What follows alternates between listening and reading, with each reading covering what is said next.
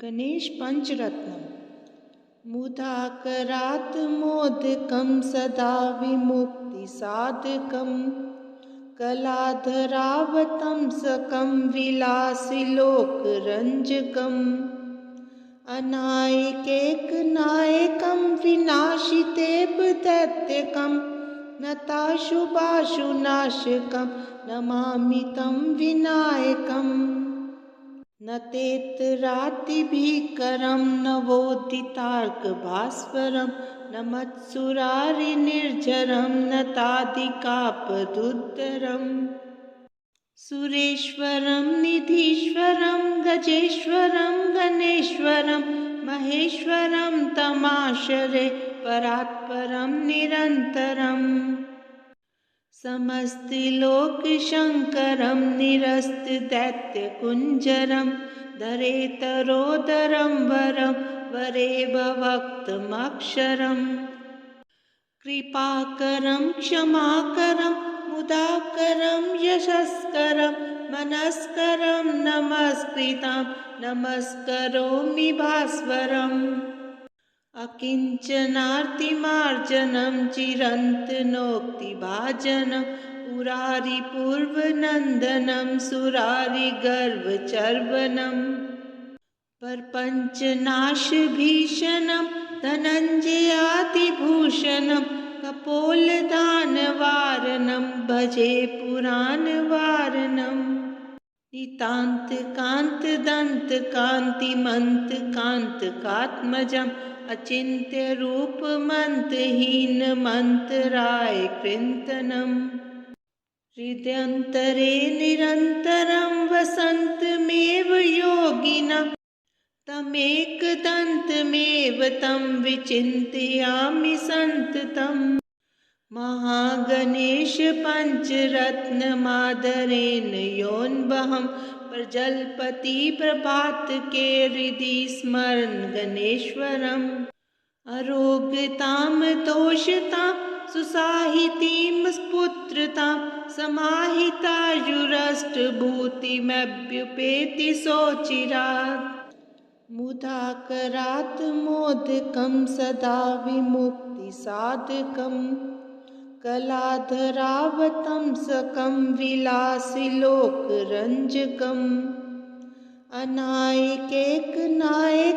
विनाशितेव दैत्यकं नताशुभाशुनाशकं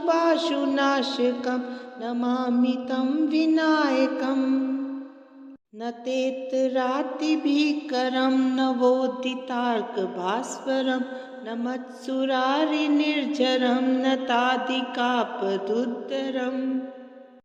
सुरेश्वरं निधीश्वरं गजेश्वरं गणेश्वरं महेश्वरं तमाश्रये परात्परं निरन्तरम्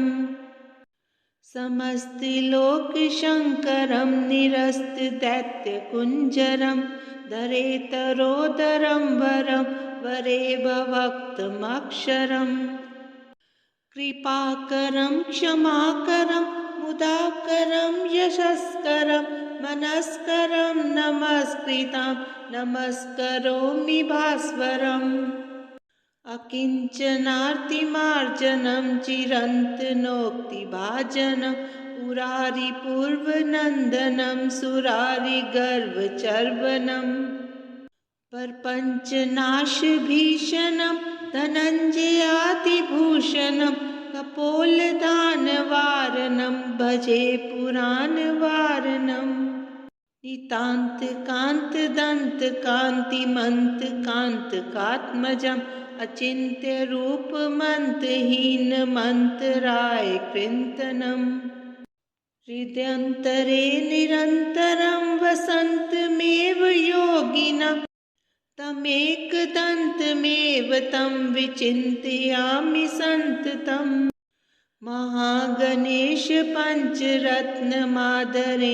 योऽन्वहं प्रजल्पति प्रभातके हृदि स्मरन् गणेश्वरम् अरोगतां तोषतां सुसाहितीं पुत्रतां समाहितायुरष्टभूतिमभ्युपेति सोचिरात् मुदाकरात् मोदकं सदा विमुक्तिसाधकं कलाधरावतंसकं विलासिलोकरञ्जकम् अनायकैकनायकं विनाशितेव दैत्यकं नताशुभाशुनाशकं नमामि तं विनायकम् न तेतरातिभीकरं नवोदितार्कभास्वरं न मत्सुरारिनिर्झरं न तादिकापदुद्धरम् सुरेश्वरं निधीश्वरं गजेश्वरं गणेश्वरं महेश्वरं तमाश्रये परात्परं निरन्तरम् समस्तिलोकशङ्करं निरस्तदैत्यकुञ्जरं धरेतरोदरं वरं वरेव भक्तमक्षरम् कृपाकरं क्षमाकरं मुदाकरं यशस्करं मनस्करं नमस्कृतं नमस्करोमि भास्वरम् अकिञ्चनार्तिमार्जनं चिरन्तनोक्तिभाजनं पुरारिपूर्वनन्दनं सुरारिगर्वचर्वणं प्रपञ्चनाशभीषणं धनञ्जयातिभूषणं कपोलदानवारणं भजे पुराणवारणम्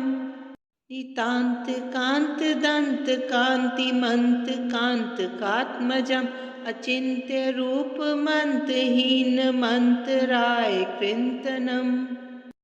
हृदयन्तरे निरन्तरं वसन्तमेव योगिनं तमेकदन्तमेव तं विचिन्तयामि सन्ततम् महागणेश पञ्चरत्नमादरेण योऽन्वहं प्रजलपति प्रभातके हृदि स्मरन् गणेश्वरम् अरोगतां तोषतां सुसाहितीं स्फुत्रतां समाहितायुरष्टभूतिमभ्युपेति सोचिरात् मुदाकरात् मोदकं सदा विमुक्तिसाधकं कलाधरावतंसकं विलासिलोकरञ्जकम् अनायकैकनायकं विनाशितेव दैत्यकं नताशुभाशुनाशकं नमामि तं विनायकम् न तेतरातिभीकरं नवोदितार्कभास्वरं न मत्सुरारिनिर्झरं न तादिकापदुद्धरम् सुरेश्वरं निधीश्वरं गजेश्वरं गणेश्वरं महेश्वरं तमाश्रये परात्परं निरन्तरम्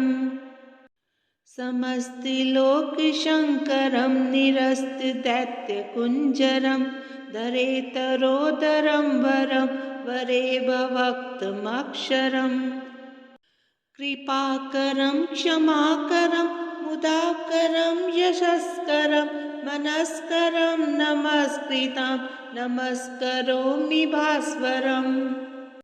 अकिञ्चनार्तिमार्जनं चिरन्तनोक्तिभाजनं पुरारिपूर्वनन्दनं सुरारिगर्वचर्वणं प्रपञ्चनाशभीषणं धनञ्जयातिभूषणं कपोलदानवारणं भजे पुराणवारणम् नितान्तकान्तदन्तकान्तिमन्तकान्तकात्मजम् अचिन्त्यरूपमन्तहीनमन्तराय कृन्तनम् हृदयन्तरे निरन्तरं वसन्तमेव योगिनं तमेकदन्तमेव तं विचिन्तयामि सन्ततम् महागणेश पञ्चरत्नमादरेण योऽन्वहं प्रजलपति प्रभातके हृदि स्मरन् गणेश्वरम्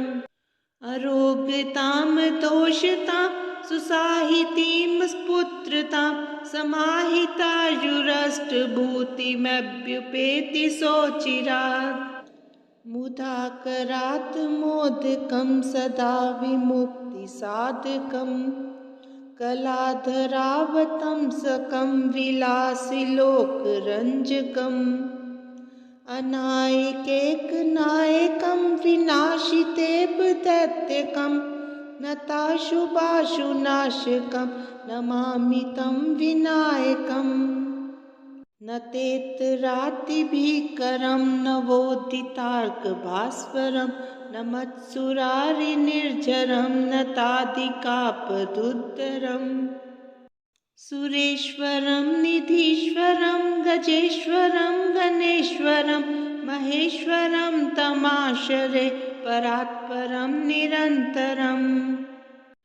समस्तिलोकशङ्करं निरस्तदैत्यकुञ्जरं धरेतरोदरं वरं वरे भवक्तमक्षरम् कृपाकरं क्षमाकरं मुदाकरं यशस्करं मनस्करं नमस्कृतं नमस्करोमि भास्वरम् अकिञ्चनार्तिमार्जनं चिरन्तनोक्तिभाजनं पुरारिपूर्वनन्दनं सुरारिगर्वचर्वणम् प्रपञ्चनाशभीषणं धनञ्जयातिभूषणं कपोलदानवारणं भजे पुराणवारणम् नितान्तकान्तदन्तकान्तिमन्तकान्तकात्मजम् अचिन्त्यरूपमन्तहीनमन्तरायकृन्तनम् हृदयन्तरे निरन्तरं वसन्तमेव योगिनं तमेकदन्तमेव तं विचिन्तयामि सन्ततम् महागणेश पञ्चरत्नमादरेण योऽन्वहं प्रजलपति प्रभातके हृदि स्मरन् गणेश्वरम् अरोगतां तोषतां सुसाहितीं स्फुत्रतां समाहितायुरष्टभूतिमभ्युपेति सोचिरात् मुदाकरात् मोदकं सदा विमुक्तिसाधकम् कलाधरावतंसकं विलासिलोकरञ्जकम् अनायकैकनायकं विनाशितेऽपदैत्यकं नताशुभाशुनाशकं नमामि तं विनायकम् न तेतरातिभीकरं नवोदितार्कभास्वरं न मत्सुरारिनिर्झरं न तादिकापदुद्धरम् सुरेश्वरं निधीश्वरं गजेश्वरं गणेश्वरं महेश्वरं तमाश्रये परात्परं निरन्तरम् समस्तिलोकशङ्करं निरस्तदैत्यकुञ्जरं धरेतरोदरं वरं वरे भवक्तमक्षरम् कृपाकरं क्षमाकरं मुदाकरं यशस्करं मनस्करं नमस्कृतं नमस्करोमि भास्वरम् अकिञ्चनार्तिमार्जनं चिरन्तनोक्तिभाजनं पुरारिपूर्वनन्दनं सुरारिगर्वचर्वणम् प्रपञ्चनाशभीषणं धनञ्जयातिभूषणं कपोलदानवारणं भजे पुराणवारणम् नितान्तकान्तदन्तकान्तिमन्तकान्तकात्मजम् अचिन्त्यरूपमन्तहीनमन्तरायकृन्तनम् हृदयन्तरे निरन्तरं वसन्तमेव योगिनं तमेकदन्तमेव तं विचिन्तयामि सन्ततम् महागणेश पञ्चरत्नमादरेण योऽन्वहं प्रजलपति प्रभातके हृदि स्मरन् गणेश्वरम् अरोगतां तोषतां सुसाहितीं स्फुत्रतां समाहितायुरष्टभूतिमभ्युपेति सोचिरात् मुदाकरात् मोदकं सदा विमुक्तिसाधकम् कलाधरावतंसकं विलासिलोकरञ्जकम् अनायकैकनायकं विनाशितेव दैत्यकं नताशुभाशुनाशकं नमामि तं विनायकम् न तेतरातिभीकरं नवोदितार्कभास्वरं न मत्सुरारिनिर्झरं न तादिकापदुद्धरम् सुरेश्वरं निधीश्वरं गजेश्वरं गणेश्वरं महेश्वरं तमाश्रये परात्परं निरन्तरम् समस्तिलोकशङ्करं निरस्तदैत्यकुञ्जरं धरेतरोदरं वरं वरेवक्तमक्षरम् कृपाकरं क्षमाकरं मुदाकरं यशस्करं मनस्करं नमस्कृतं नमस्करोमि भास्वरम् अकिञ्चनार्तिमार्जनं चिरन्तनोक्तिभाजनं पुरारिपूर्वनन्दनं सुरारिगर्वचर्वणम् प्रपञ्चनाशभीषणं धनञ्जयातिभूषणं कपोलदानवारणं भजे पुराणवारणम् नितान्तकान्तदन्तकान्तिमन्तकान्तकात्मजम् अचिन्त्यरूपमन्तहीनमन्तरायकृन्तनम् हृदयन्तरे निरन्तरं वसन्तमेव योगिनं तमेकदन्तमेव तं विचिन्तयामि सन्ततम् महागणेशपञ्चरत्नमादरेण योऽन्वहं प्रजल्पतिप्रभातके हृदि स्मरन् गणेश्वरम् अरोगतां दोषतां सुसाहितीं पुत्रतां समाहितायुरष्टभूतिमभ्युपेति सोचिरात् मुदाकरात् मोदकं सदा विमुक्तिसाधकम् कलाधरावतंसकं विलासिलोकरञ्जकम् अनायकैकनायकं विनाशितेव दैत्यकं नताशुभाशुनाशकं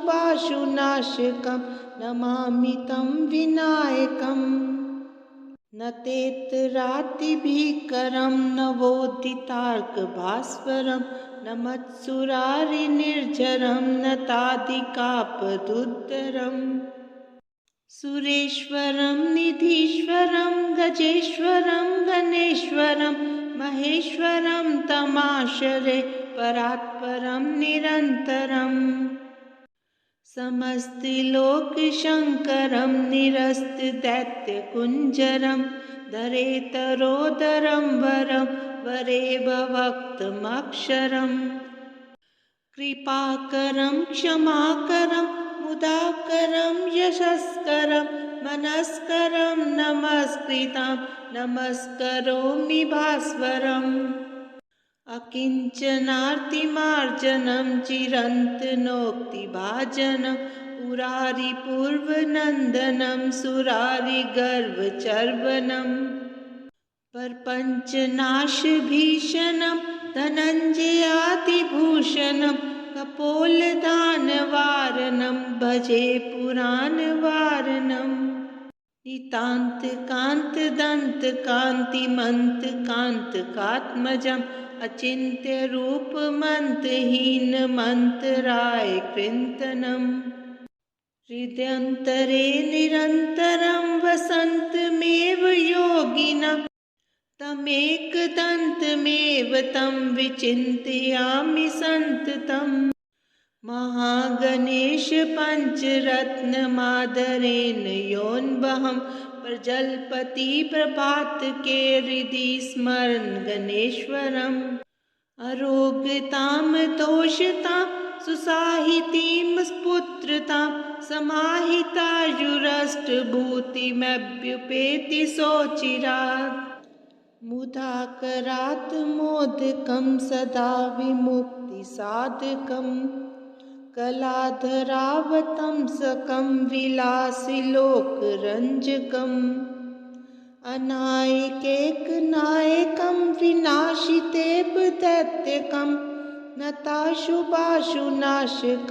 नमामि तं विनायकम् न तेतरातिभीकरं नवोदितार्कभास्वरं न मत्सुरारिनिर्झरं न तादिकापदुद्धरम् सुरेश्वरं निधीश्वरं गजेश्वरं गणेश्वरं महेश्वरं तमाश्रये परात्परं निरन्तरम् समस्तिलोकशङ्करं निरस्तदैत्यकुञ्जरं धरेतरोदरं वरं वरेभवक्तमक्षरम् कृपाकरं क्षमाकरं मुदाकरं यशस्करं मनस्करं नमस्कृतं नमस्करोमि भास्वरम् अकिञ्चनार्तिमार्जनं चिरन्तनोक्तिभाजनं पुरारिपूर्वनन्दनं सुरारिगर्वचर्वणम् प्रपञ्चनाशभीषणं धनञ्जयातिभूषणं कपोलदानवारणं भजे पुराणवारणम् नितान्तकान्तदन्तकान्तिमन्तकान्तकात्मजम् अचिन्त्यरूपमन्तहीनमन्तरायकृन्तनम् हृदयन्तरे निरन्तरं वसन्तमेव योगिनं तमेकदन्तमेव तं विचिन्तयामि सन्ततम् महागणेश पञ्चरत्नमादरेण योऽन्वहं प्रजल्पति प्रभातके हृदि स्मरन् गणेश्वरम् अरोगतां तोषतां सुसाहितीं पुत्रतां समाहितायुरष्टभूतिमभ्युपेति सोचिरात् मुदाकरात् मोदकं सदा विमुक्तिसाधकम् कलाधरावतंसकं विलासिलोकरञ्जकम् अनायकैकनायकं विनाशितेव दैत्यकं नताशुभाशुनाशकं नमामि तं विनायकम् न तेतरातिभीकरं नवोदितार्कभास्वरं न मत्सुरारिनिर्झरं न तादिकापदुद्धरम् सुरेश्वरं निधीश्वरं गजेश्वरं गणेश्वरं महेश्वरं तमाश्रये परात्परं निरन्तरम् समस्तिलोकशङ्करं निरस्तदैत्यकुञ्जरं धरेतरोदरं वरं वरेभवक्तमक्षरम् कृपाकरं क्षमाकरं मुदाकरं यशस्करं मनस्करं नमस्कृतं नमस्करोमि भास्वरम् अकिञ्चनार्तिमार्जनं चिरन्तनोक्तिभाजनं पुरारिपूर्वनन्दनं सुरारिगर्वचर्वणम् प्रपञ्चनाशभीषणं धनञ्जयातिभूषणं कपोलदानवारणं भजे पुराणवारणम् नितान्तकान्तदन्तकान्तिमन्तकान्तकात्मजम् अचिन्त्यरूपमन्तहीनमन्तरायकृन्तनम् हृदयन्तरे निरन्तरं वसन्तमेव योगिनं तमेकदन्तमेव तं विचिन्तयामि सन्ततम् महागणेश पञ्चरत्नमादरेण योऽन्वहं प्रजल्पति प्रभातके हृदि स्मरन् गणेश्वरम् अरोगतां तोषतां सुसाहितीं पुत्रतां समाहितायुरष्टभूतिमभ्युपेति सोचिरात् मुदाकरात् मोदकं सदा विमुक्तिसाधकम् कलाधरावतं सकं विलासिलोकरञ्जकम् अनायकैकनायकं विनाशितेव दैत्यकं नताशुभाशुनाशकं नमामि तं विनायकम् न तेतरातिभीकरं नवोदितार्कभास्वरं न मत्सुरारिनिर्झरं न तादिकापदुद्धरम् सुरेश्वरं निधीश्वरं गजेश्वरं गणेश्वरं महेश्वरं तमाश्रये परात्परं निरन्तरम् समस्तिलोकशङ्करं निरस्तदैत्यकुञ्जरं धरेतरोदरं वरं वरेभवक्तमक्षरम् कृपाकरं क्षमाकरं मुदाकरं यशस्करं मनस्करं नमस्कृतं नमस्करोमि भास्वरम् अकिञ्चनार्तिमार्जनं चिरन्तनोक्तिभाजनं पुरारिपूर्वनन्दनं सुरारिगर्वचर्वणं परपञ्चनाशभीषणं धनञ्जयातिभूषणं कपोलदानवारणं भजे पुराणवारणम् नितान्तकान्तदन्तकान्तिमन्तकान्तकात्मजम् अचिन्त्यरूपमन्तहीनमन्तरायकृन्तनम् हृदयन्तरे निरन्तरं वसन्तमेव योगिनं तमेकदन्तमेव तं विचिन्तयामि सन्ततम् महागणेशपञ्चरत्नमादरेण योऽन्वहं प्रजल्पति प्रभातके हृदि स्मरन् गणेश्वरम् अरोगतां तोषतां सुसाहितीं स्फुत्रतां समाहितायुरष्टभूतिमभ्युपेति सोचिरात्। श्री गणेश पंचरत्नम संपूर्णम।